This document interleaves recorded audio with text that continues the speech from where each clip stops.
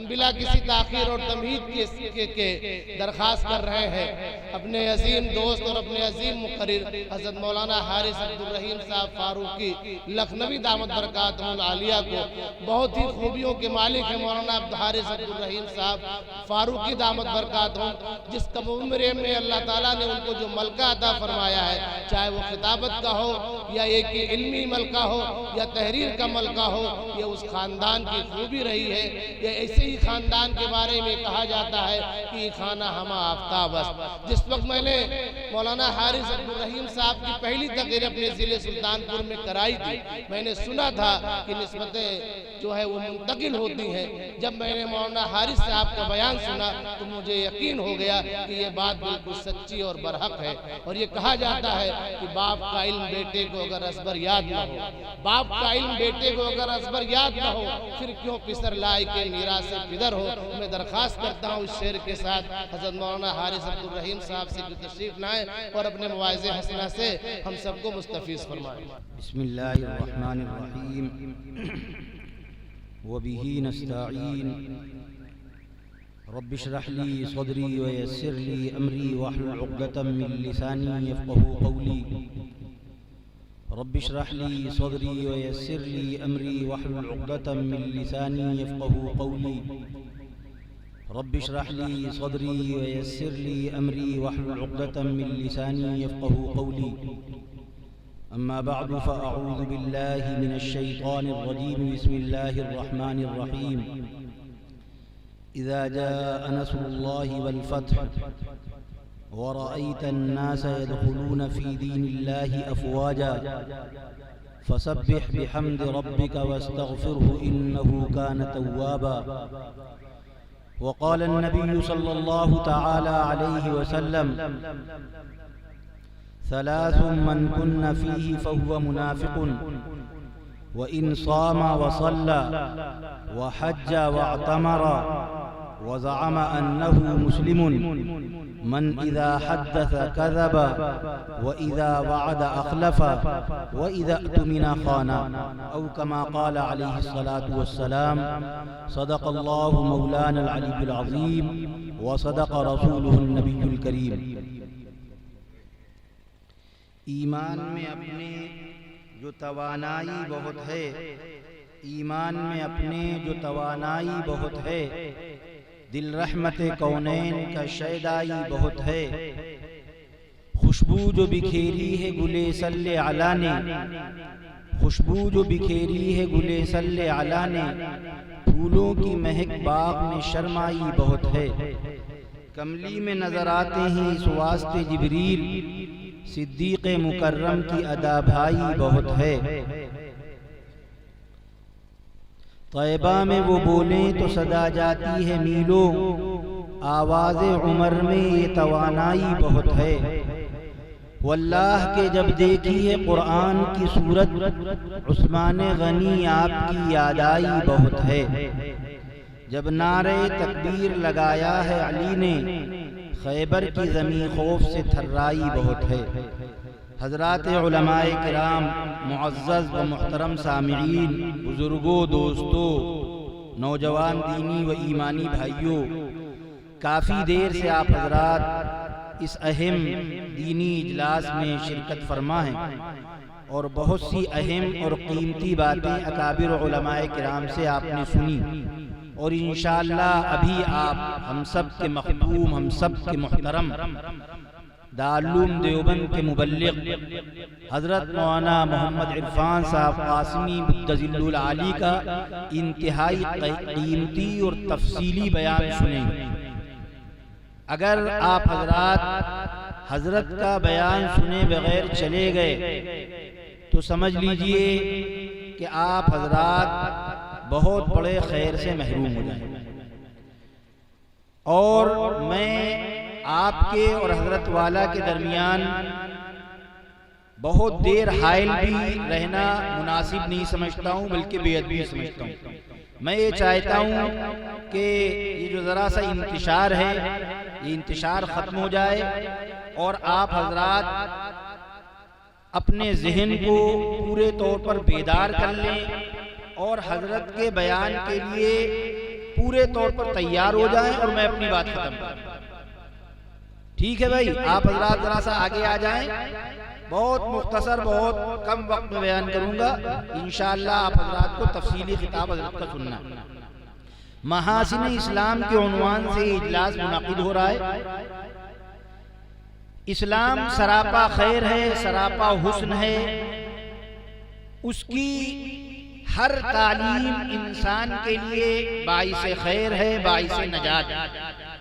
جو بھی تعلیم آپ اٹھا کر دیکھ لیں، توحید سے لے کر اسلام کی بنیادیں ہیں، اسلام کی شاخیں، سب میں حسن ہی حسن نظر آئے گا۔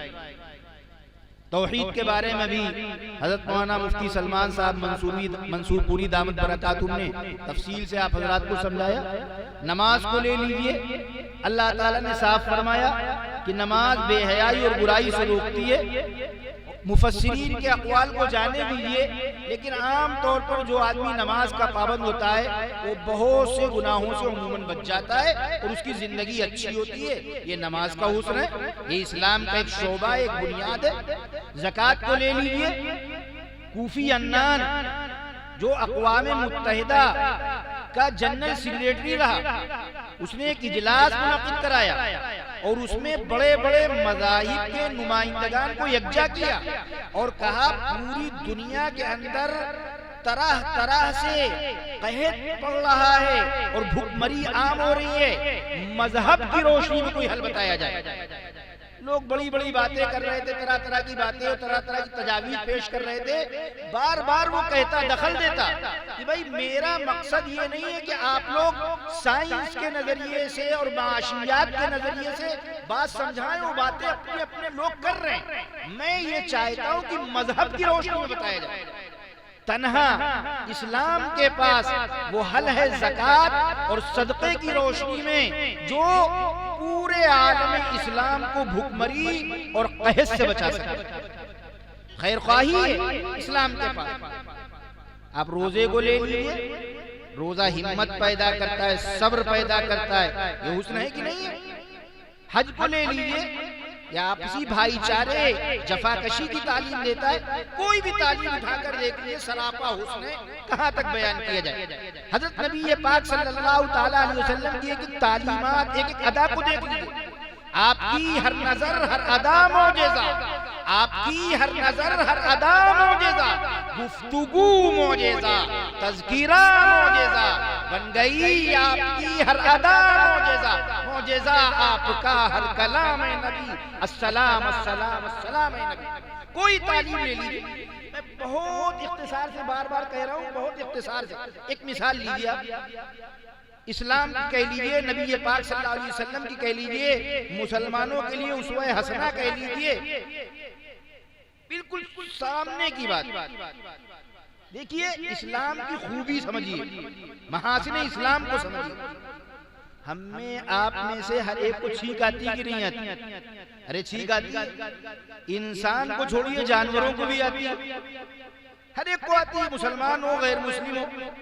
لیکن اس چھینک کو اسلام نے اور جناب محمد رسول اللہ صلی اللہ علیہ وسلم کی تعلیمات نے ایسا حسین بنا دیا، ایسا خیر والا بنا دیا کہ اس کے ذریعے سے نہ جانے کتنے ٹوٹے ہوئے دل جڑ جاتے ہیں۔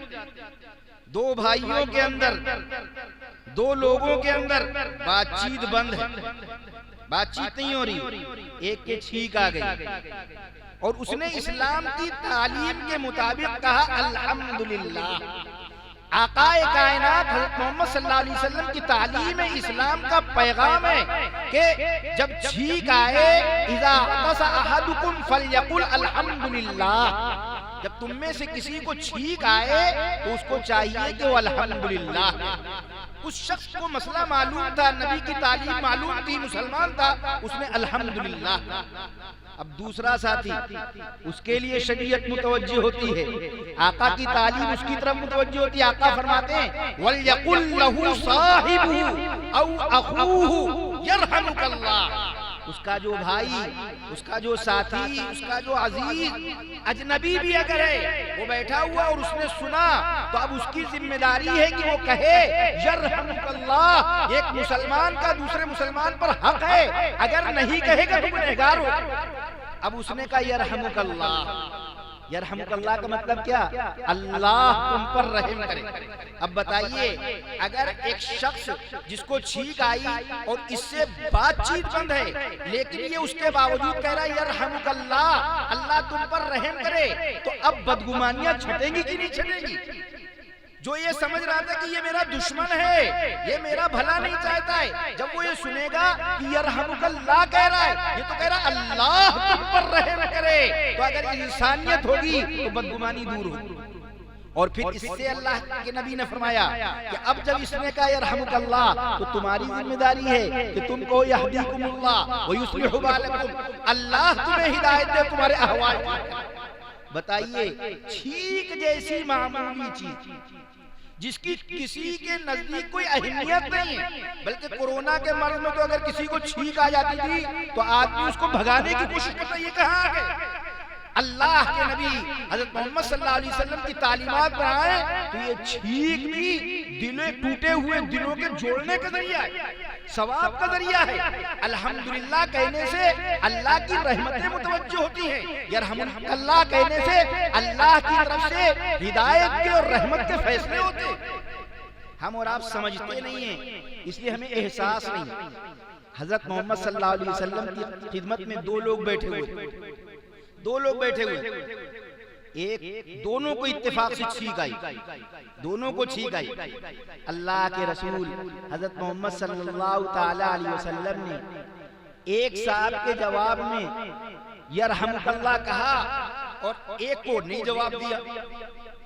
اب سوچئے، صحابہ تو حضرت نبی پاک صلی اللہ تعالی علیہ وسلم کی دعائیں لینے کے مشتاق رہتے تھے، وہ تو یہ چاہتے تھے کہ کوئی موقع آئے اور ہمیں نبی کی دعا مل جائے۔ اللہ نے فرمایا ان صلاتک سکن لہم، آپ کی دعا ان کے لیے باعث اطمینان ہے۔ وہ مشتاق رہا کرتے تھے کہ موقع مل جائے اور نبی کی دعا مل جائے، آرزومند رہتے تھے۔ ارے رہتے تھے کہ نہیں رہتے تھے؟ ایک صحابی ہے حضرت سعد بن عبادہ رضی اللہ تعالیٰ عنہ، حضرت نبی پاک صلی اللہ تعالی علیہ وسلم کسی ضرورت سے ان کے گھر تشریف لے گئے، اور یہ بھی نبی کی تعلیم ہے، اور یہ بھی اسلام کی تعلیم ہے، اور یہ بھی محاسن اسلام میں داخل ہے، اور اس سے نہ جانے کتنے فتنوں سے اور کتنے مفاسد سے حفاظت ہے۔ اسلام نے تعلیم دی کہ اگر کسی کے گھر میں جاؤ تو یوں ہی گھستے نہ چلے جاؤ، پتہ نہیں گھر کے لوگ کس حال میں ہوں، اس لیے پہلے اجازت لو، اجازت لے کر جاؤ۔ لا تدخلوا بیوتا غیر بیوتکم، کسی کے گھر میں اپنے علاوہ مت داخل ہو، یہاں تک کہ اجازت لے لو، بغیر اجازت کے مت داخل ہو۔ اور یہ میرے نبی حضرت محمد صلی اللہ تعالی علیہ وسلم کی شان تھی کہ آپ جو تعلیم دیتے تھے اس پر عمل کرتے تھے۔ سعد بن عبادہ کے گھر کے باہر آپ کھڑے ہو گئے اور آپ اجازت لے رہے ہیں، اور اجازت بھی کیسے؟ السلام علیکم، سلام کر کے۔ اللہ کے رسول حضرت محمد صلی اللہ علیہ وسلم نے السلام علیکم کہا، سعد بن عبادہ کی طرف سے کوئی جواب نہیں آیا۔ اگر جواب آتا تو آقا صلی اللہ تعالی علیہ وسلم گھر میں جاتے، یہ سلام استئذان تھا، اجازت لینے والا سلام تھا، کوئی جواب نہیں آیا۔ حضرت نبی پاک صلی اللہ تعالی علیہ وسلم نے دوبارہ سلام کیا، پھر کوئی جواب نہیں آیا۔ آقا صلی اللہ تعالی علیہ وسلم نے تیسری مرتبہ سلام کیا اور جواب نہیں آیا۔ اب آقا نے کیا کیا؟ آقا واپس، یہ بھی اسلام کا حسن ہے، اسلام کی جامعیت ہے۔ اسلام نے ہمیں کہیں پر محروم نہیں رکھا، کہیں پر اندھیرے میں نہیں رکھا، بلکہ ہر موقع کی ہدایت ہے۔ دیکھیے آج موبائل آ گیا ہے، آدمی فون پہ فون بجاتا چلا جاتا ہے، کنڈی پہ کنڈی کھٹکھٹاتا چلا جاتا ہے، اللہ کے نبی کی اس تعلیم سے اور اسلام کی اس تعلیم سے ہمیں معلوم ہوا کہ اگر کسی سے اجازت لینا ہے، کسی کے گھر میں جانا ہے، کنڈی کھٹکھٹانا ہے، فون کرنا ہے، تو زیادہ سے زیادہ 3 مرتبہ کرو، اور اگر اجازت مل جائے، جواب مل جائے تو ٹھیک ہے، ورنہ کسی اور وقت کے لیے رکھو۔ آقا صلی اللہ علیہ وسلم واپس، یہ آقا کی تعلیم تھی، اذا استأذن احدکم ثلاثا فلم یؤذن له فلیرجع، تم میں سے جب کوئی شخص اجازت چاہے تو 3 مرتبہ اجازت لے، اگر اجازت نہ ملے تو واپس ہو جائے۔ یہ نہیں کہ مسلط ہو جائے اور دروازہ توڑ ڈالے، واپس۔ اللہ کے نبی واپس ہو رہے ہیں۔ اب سعد ابن عبادہ نے جب دیکھا کہ امام الانبیاء تاجدار مدینہ عبداللہ کے یتیم آمنہ کے لال حضرت محمد صلی اللہ علیہ وسلم واپس ہو رہے، دوڑے دوڑے آئے اور آقا کے دامن سے وابستہ ہو گئے، چپک گئے، پکڑ لیا، اے آقا محروم نہ کیجئے گا، آقا واپس نہ جائیے گا، آپ میرے گھر میں آنا چاہتے ہیں، آقا آئیے، آپ آئیں گے، برکتیں آئیں گی، رحمتیں آئیں گی، آقا اگر آپ چلے گئے تو نہ جانے کون سی رحمتیں روٹ جائیں، برکتیں چلی جائیں، آقا آئیے، دل جلوہ گاہے برق تجلی بنائے ہم، دل جلوہ گاہے برق تجلی بنائے ہم، تشریف لائیں آپ تو پلکیں بچھائیں، تشریف لائیں آپ تو پلکیں بچھائیں ہم۔ یہ حضرت مولانا عرفان صاحب مدظلہ العالی کے لیے بھی ہم سب کی طرف سے، دل جلوہ گاہ برق تجلی بنائے ہم، تشریف لائیں آپ تو پلکیں بچھائے ہم۔ یہ جانشین، یہ نبی پاک صلی اللہ تعالیٰ علیہ وسلم کے وارث ہے، اور ہم سب کی عقیدت، ہم سب کی مرکز ازہر ہند دارالعلوم دیوبند کے مبلغ۔ انشاءاللہ بہت قیمتی بیان سننا ہے۔ تو سعد ابن عبادہ نے ترجمانی کی تمام صحابہ کرام کی طرف سے کہ صحابہ کس طرح نبی کی دعا کے مشتاق رہتے ہیں۔ اللہ کے نبی سے کہتے ہیں، آقا آپ نے جتنی مرتبہ سلام کیا میں نے ہر مرتبہ سنا، اور آقا میں نے دھیرے سے جواب دیا، زور سے جواب نہیں دیا، اس لیے کہ میں چاہتا تھا کہ جتنی مرتبہ زیادہ سے زیادہ ہو جائے، آج موقع ملا ہے تو آپ کی طرف سے سلام ملتا چلا جائے۔ اے آقا اگر گستاخی ہو گئی ہو تو معاف کیجئے گا، میرے جذبے میں کوئی کھوٹ نہیں، نیت میں کوئی کمی نہیں تھی، میں چاہتا تھا کہ آپ کی دعا زیادہ سے زیادہ مل جائے۔ السلام علیکم آپ کہیں گے تو اللہ میرے اور میرے گھر والوں پر رحمتیں اور برکتیں ضرور نازل کریں، یہ صحابہ کا جذبہ۔ تو نبی پاک صلی اللہ علیہ وسلم کی خدمت میں 2 صحابہ بیٹھے، چھینک آئی، ایک کو نبی نے دعا دی اور ایک کو نہیں دی، ایک کو دی اور ایک کو نہیں دی۔ تو جن کو نہیں دی وہ بڑے ادب سے آقا صلی اللہ تعالیٰ علیہ وسلم سے عرض کرتے ہیں ادب کے ساتھ، شمت ھذا ولم تشمتنی، اے آقا آپ نے ان کو جواب دیا، ان کو یرحمک اللہ کہا اور مجھے یرحمک اللہ نہیں کہا، حق تھا ان کو کہ نہیں اپنے نبی سے عرض کرنے کا۔ نبی پاک صلی اللہ تعالیٰ علیہ وسلم کے تربیت یافتہ ادب سے کہہ رہے ہیں، شمت ھذا ولم تشمتنی، آقا آپ نے ان کو یرحمک اللہ کہا، مجھے نہیں کہا۔ آقا فرماتے ہیں ان ھذا حمد اللہ ولم تحمد اللہ، اس نے الحمدللہ کہا اور تم نے الحمدللہ نہیں کہا، جو الحمدللہ کہے گا اسے رحمت اللہ کہا جائے۔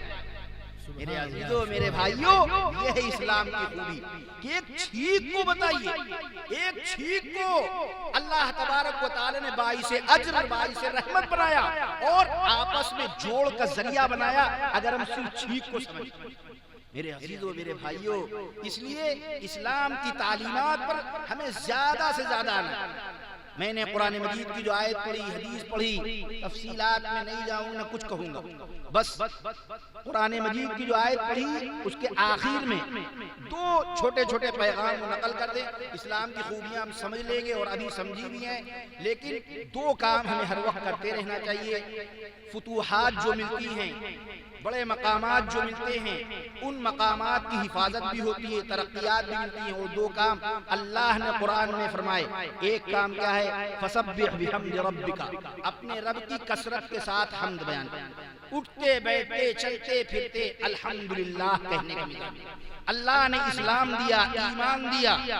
ہمسر قادری لکھنؤ کے بہت بڑے شاعر تھے، عجیب بات انہوں نے کہی بمبئی کے ایک مشاعرے میں، عجیب بات انہوں نے کہی، جو لوگ رونق اسٹیج کے علماء کرام وہ حیران رہ گئے کہہ کیا رہے ہیں۔ وہ کہتے ہیں کہ ہم عشق نبی کا یہ صلہ مانگ رہے ہیں، ہم عشق نبی کا یہ صلہ مانگ رہے ہیں۔ اب سارے علماء متوجہ، جن علماء نے اس شعر کو سنا ان کی زبان، انہوں نے مجھ سے بتایا کہ ہم لوگ حیران کہ یہ کہہ کیا رہے ہیں، کہیں نبی کے عشق کا صلہ بھی مانگا جاتا ہے، اور وہ جھوم جھوم کر کہہ رہے ہیں ہم عشق نبی کا یہ صلہ مانگ رہے ہیں، ہم عشق نبی کا یہ صلہ مانگ رہے ہیں۔ اسلام پہ جینے کی دعا مانگ، ایمان پہ مرنے کی دعا مانگ رہے ہیں، ایمان پہ مرنے کی دعا مانگ رہے ہیں، ہم عشق نبی کا یہ صلہ مانگ رہے ہیں، ایمان پہ مرنے کی دعا مانگ رہے ہیں۔ اتنی عظیم بات۔ اور ہمارے مولانا نظر محمد صاحب ناظر بٹوروی رحمۃ اللہ تعالی علیہ، انہوں نے اسی کو کچھ اس انداز میں کہا کہ اسلام پہ جینے کی دعا مانگ چکے، اسلام پہ جینے کی دعا مانگ چکے، ایمان پہ مرنے کی دعا مانگ رہے ہیں، ایمان پہ مرنے کی دعا مانگ رہے ہیں۔ تو اللہ اپنے فضل سے جب کثرت سے تسبیح بیان کی جائے گی، فسبح بحمد ربک، یہ اللہ اپنے نبی کی پوری زندگی جب گزروا دی، جب مکہ بھی فتح ہو گیا اور بعض روایات کے مطابق صرف 80-82 دن بچے ہیں، حجۃ الوداع کا موقع ہے، اس وقت اللہ فرما رہا ہے فسبح بحمد ربک، اپنے رب کی کثرت کے ساتھ حمد بیان کرتے رہے، کثرت کے ساتھ۔ اور دوسرا پیغام وَاسْتَغْفِرْهُ، اپنے رب سے مغفرت بھی طلب کرتے رہے۔ ایک طرف اللہ کی حمد ہو اور دوسری طرف مغفرت، یعنی اللہ سے اپنے گناہوں پر ندامت کا اظہار۔ اس دل پہ خدا کی رحمت ہوتی ہے، اس دل پہ خدا کی رحمت ہوتی ہے، جس دل کی یہ حالت ہوتی ہے ایک بار خطا ہو جاتی ہے 100 بار ندامت ہوتی ہے۔ یہ اللہ نے فرمایا کہ اپنے رب کی کثرت سے حمد بیان کرو اور مغفرت طلب کرو۔ یہ کیوں بیان کیا؟ 2 منٹ میں بتا کر بات ختم۔ دیکھیے، یاد رکھیے، اچھی طرح سمجھ لیجیے کہ شیطان جو انسان کا دشمن ہے، اللہ نے اپنے فضل سے ایمان دیا اور اللہ نے اپنے فضل سے محاسن اسلام سمجھنے کی توفیق عطا فرمائی، لیکن شیطان انسان کا دشمن۔ انسان جب نیکی کرتا ہے، جب نیکی کرتا ہے، نمازیں پڑھ رہا ہے، دین کا کام کر رہا ہے، تو شیطان کبھی کبھی یہ سمجھانے کی کوشش کرتا ہے کہ تم تو بہت تیس مار خواہ ہو، تم نے تو بہت کچھ کر لیا، تم جلسوں میں بھی جاتے ہو، تم علماء سے محبت بھی کرتے ہو، تم نمازیں بھی پڑھتے ہو، تم ذکر و اذکار بھی کرتے ہو، اور تمہارا تو بلند مقام۔ اس راستے سے فخر اور غرور پیدا کر کے انسان کو اللہ سے غافل کرنے کی کوشش کرتا ہے۔ اللہ نے فرمایا شیطان کے اس وار سے حفاظت کے لیے اللہ نے ہتھیار دیا کہ فسبح بحمد ربک، اپنے رب کی کثرت کے ساتھ، تسبیح کے ساتھ حمد بیان کرو، یہ کہتے رہو الحمدللہ۔ کیا مطلب؟